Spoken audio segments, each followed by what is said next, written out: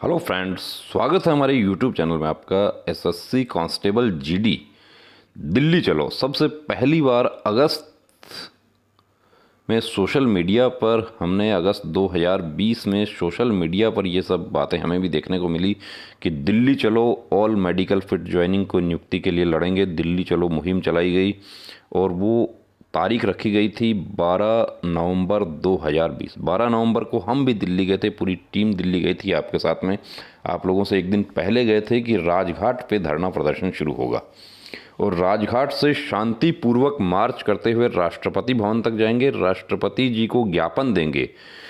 और उस समय जो लोग दिल्ली गए थे उनको, बहुत सारे कैंडिडेट्स को ये समझ आ गया था कि ये राजघाट पे धरना जो है नहीं हो सकता। धरना जो है सिर्फ और सिर्फ जंतर मंतर पर जो है एक जगह चिन्हित की गई है, वहीं पर धरना हो सकता है। और 12 नवंबर को आप लोगों के साथ में क्या हुआ ये भी आप लोग बेहतर जानते हैं, हमें बार बार बताने की ज़रूरत नहीं है। 12 नवंबर को एसएससी जीडी का जो ज्ञापन में क्या नाम था, और 12 नवंबर को यदि प्रतिनिधि मंडल एसएस ज्ञापन देने के लिए गया राष्ट्रपति भवन में, तो उसमें एसएससी जीडी के एक भी प्रतिनिधि को नहीं लेके गए। वहाँ सिर्फ भाषणबाजी हुई, टोपी उड़ाई गई, और सही मायने में बता रहा हूँ आपको कि टोपी ही उड़ाई गई थी वहाँ पर आप लोगों को। और प्लान बहुत ही शानदार था आगे भी टोपी उड़ाने का, लेकिन वो प्लान जो है वो क्या वजह रही उसकी कि वो नहीं बन पाए। अब एक नई मुहिम आ गई कि अब 22 फरवरी को चलो। 22 फरवरी से पहले 14 फरवरी का आया था। 14 फरवरी का जब परमिशन की बात की गई तो परमिशन डिनाइल का एक लेटर दिखा दिया गया। उससे पहले परमिशन मिल गई है, ये सब एक प्रधानमंत्री कार्यालय को एक लेटर दिखाया जा रहा था। देखिए, प्रधानमंत्री कार्यालय को आप भी लेटर लिख सकते हैं, हमारे प्रधानमंत्री जी हैं, कोई भी लिख सकता है। एक जो रेड़ा चलाता है वो भी लिख सकता है, एक गांव का किसान है वो भी लिख सकता है, जो मजदूरी करता है वो भी लिख सकता है, और जो सिपाही है वो भी लिख सकता है। लेकिन सिपाही और मजदूर के लेटर लिखने में ये फ़र्क होगा कि सिपाही डायरेक्ट नहीं लिख पाएगा, डायरेक्ट लिखेगा तो उसके ऊपर कार्रवाई हो जाएगी। सिपाही को अपने सीओ के माध्यम से लिखना पड़ेगा, जिसको कहते हैं थ्रू प्रॉपर चैनल।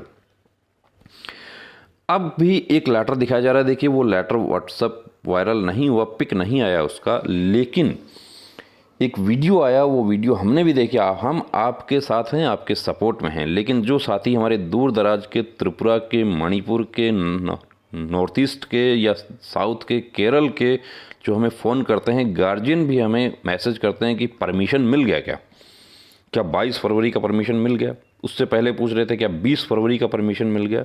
देखिए, ये जो सील लगा हुआ दिखाकर यदि आपको कोई लेटर दिखा रहा है और कहता है कि परमिशन मिल गया है, वो परमिशन नहीं है।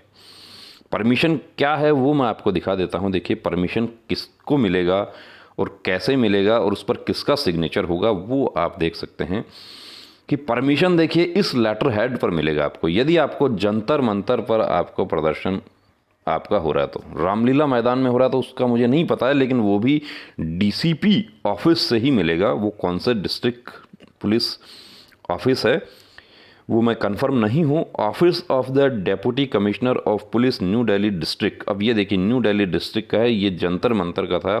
Police station, parliament street complex, new Delhi. ये टेलीफैक्स, ये जो है वहाँ का टेलीफोन नंबर है, और ये फैक्स नंबर है, और ये ईमेल है। यदि आपको डाउट है तो आप मेल करके भी इस पर पूछ सकते हैं कि क्या 22 फरवरी को एसएससी जीडी कांस्टेबल के धरना प्रदर्शन के लिए कोई अनुमति मांगी गई है, और मांगी गई है तो क्या अनुमति दे दी गई है।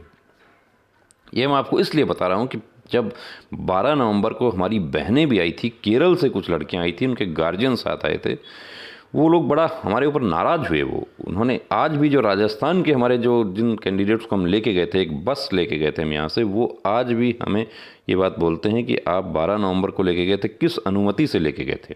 और 14 फरवरी की आप बात की आपने, तो किस अनुमति के आधार पर की। तो देखिए दोस्तों, हम आपको फिर एडवाइस करते हैं कि यदि परमिशन आप कंफर्म नहीं है तो आप किसी परेशानी में ना पड़े वहाँ जाके, क्योंकि उस दिन आपको पुलिस ने बहुत अच्छे से समझाया था। पार्लियामेंट स्ट्रीट के एसएचओ साहब खुद वहाँ पर आकर आपको बड़े प्यार से समझाया और आपको कानून भी बता दिया था कि यदि आप यहाँ से नहीं हटेंगे तो कौन कौन सी धाराएं आपके ऊपर लग सकती हैं।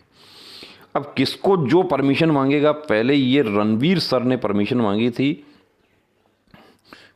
तो रणवीर सर को ये लेटर जो है ये दिया गया। कब दिया गया? ये 3 फरवरी को दिया गया। और रणवीर सर ने परमिशन मांगी थी, किसके लिए मांगी थी, कब मांगी थी, तो देखिए इसमें पूरा डिटेल दिया जाएगा। Regarding permission for indefinite demonstration at Jantar Mantar with effect from 14th Feb 2021. Rejection. Please refer to your letter received. अब रिसीव किस तारीख को दिया? रणवीर सर ने ये परमिशन के लिए लेटर 24 जनवरी को दिया था, जबकि आपका रिजल्ट कब निकला था? आपका रिजल्ट दोस्तों 21 जनवरी को निकल गया था। और जंतर मंतर पर चलो इंडेफिनेट अनिश्चितकालीन लगा देंगे, उखाड़ देंगे, हिला देंगे, सरकार को घुटनों पर ला देंगे। सरकार को घुटनों पर ला देंगे, बहुत अच्छी बात है। सरकार हमारी सरकार है, वो हमारे जनप्रतिनिधि हैं। हमारी बात जो जायज़ बात है उसके लिए देखिए बात कही जाएगी। अब यहाँ पर ये कहा कि अब इसमें देखिए, in this regard it is to inform you that in view of existing guidelines framed under SO Standing Order 10/2018 in compliance of Honorable Supreme Court of India order dated 23rd July 2018 in WPC, ये पूरा court के आदेश पर हुआ है दोस्तों, ये माननीय supreme court के आदेश पर हुआ है। And other connected civil appeals, ये जो है सब, the venue of Jantar Mantar has already been designated the place of dharna, protest, agitations, assembling of people with the specific conditions that the organiser will hold their programme for 1 day only during day hours between 10:00 hours to 17:00 hour. 10 से 5 बजे तक की ही वहाँ पर अनुमति होती है, वो एक दिन की। अब अनिश्चितकालीन कैसे मांगा जा रहा था, क्यों मांगा जा रहा था, हमें नहीं पता है।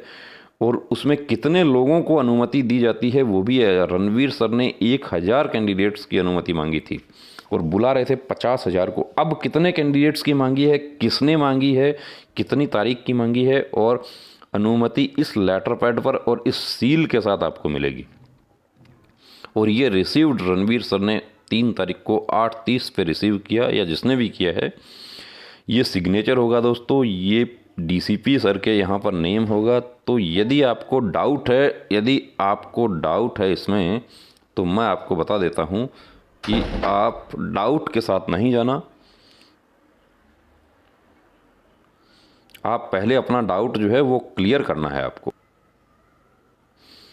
डाउट के साथ नहीं जाना है दोस्तों। यदि आपको डाउट हो 1% पे, और जो ऑर्गेनाइजर हैं और जो कर रहे हैं, जो कह रहे हैं, जो दावा कर रहे हैं परमिशन मिल गई है, वो उनसे भी हम अनुरोध करेंगे, गुजारिश करेंगे कि वो डीसीपी सर का जो लेटर है सिग्नेचर वाला वो दिखा दीजिए, ताकि किसी को डाउट नहीं रहे। और किसने परमिशन मांगी है वो सब भी आ जाएगा। तो दोस्तों देखिए, खिलवाड़ अपने साथ नहीं होने दीजिए। और जो कर रहे हैं उनको भी हम बता देते हैं कि ये कैंडिडेट जो हैं बहुत गरीब लोग हैं।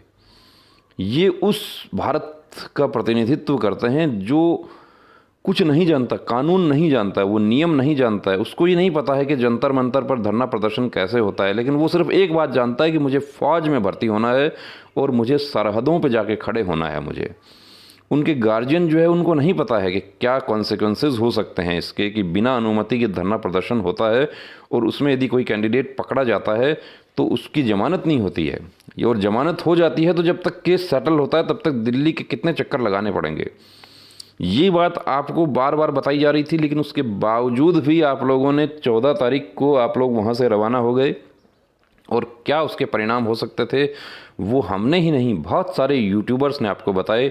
और जो हमारे रिटायर्ड लोग हैं, कमांडो एकेडमी जैसे जो यूट्यूबर हैं, जो खुद सीआरपीएफ कमांडो है, उसने भी आपको ये बात बताई, लेकिन उसको बॉयकॉट किया गया। उसको ये कहा गया कि इसको डिसलाइक करो। हमें भी डिसलाइक कीजिए, कोई प्रॉब्लम नहीं है। हम कभी लाइक, डिसलाइक और सब्सक्रिप्शन के लिए मैं नहीं बोलता हूँ। यदि मेरे अंदर योग्यता होगी, मैं क्वालिटी दूंगा और मैं जागरूक करूँगा, तो जिसको मुझसे फ़ायदा हो रहा है वो मुझे बिल्कुल सब्सक्राइब करेगा।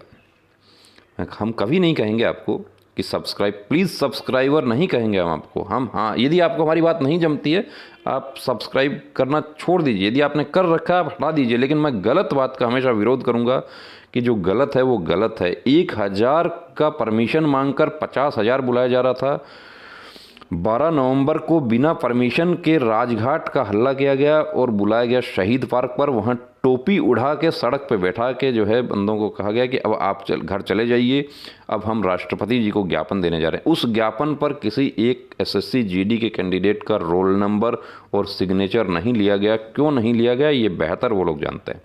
फिर बात वहीं आ जाती है दोस्तों, परमिशन आपको पार्लियामेंट स्ट्रीट पुलिस थाने के माध्यम से मिलेगी, डीसीपी ऑफिस से मिलेगी, डीसीपी न्यू दिल्ली डिस्ट्रिक्ट की मिलेगी। यदि आप रामलीला मैदान में कर रहे हैं तो उसका मुझे नहीं पता है कि रामलीला मैदान का पुलिस स्टेशन कौन सा है, लेकिन आपको ऐसे लेटर पैड पर आपको परमिशन मिलेगी।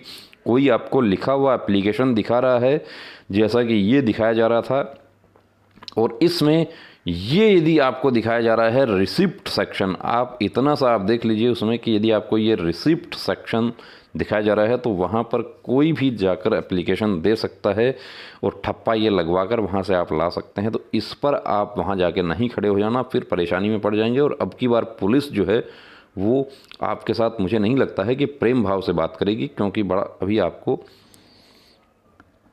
1 सप्ताह भी आपको नहीं हुआ है। तो पिछली बार पुलिस के आला अफसरान को हम सैल्यूट करते हैं हम कि वो आपके पास वहाँ पर आए और नम्रता से आपकी बात सुनी और आपको भी नम्रता से ही समझाया। लेकिन इस बार क्या हो सकता है वो आप खुद समझ सकते हैं। तो दोस्तों, बिना परमिशन के लिए कहीं नहीं जाना है। अपनी बात जायज़ बात कहने के लिए आप पहले परमिशन लीजिए, परमिशन के बाद आप अपना धरना प्रदर्शन की कार्रवाई कीजिए। इस मुहिम में हम आपके साथ हैं। ऑल मेडिकल फिट हो, चाहे वेटिंग हो, चाहे एज बढ़ने की बात हो, जो भी है हम पूरी तरीके से आपके साथ हैं। आप जैसे चाहेंगे वैसे वीडियोज़ के माध्यम से हम आपकी मदद करने के लिए तैयार हैं। जय हिंद।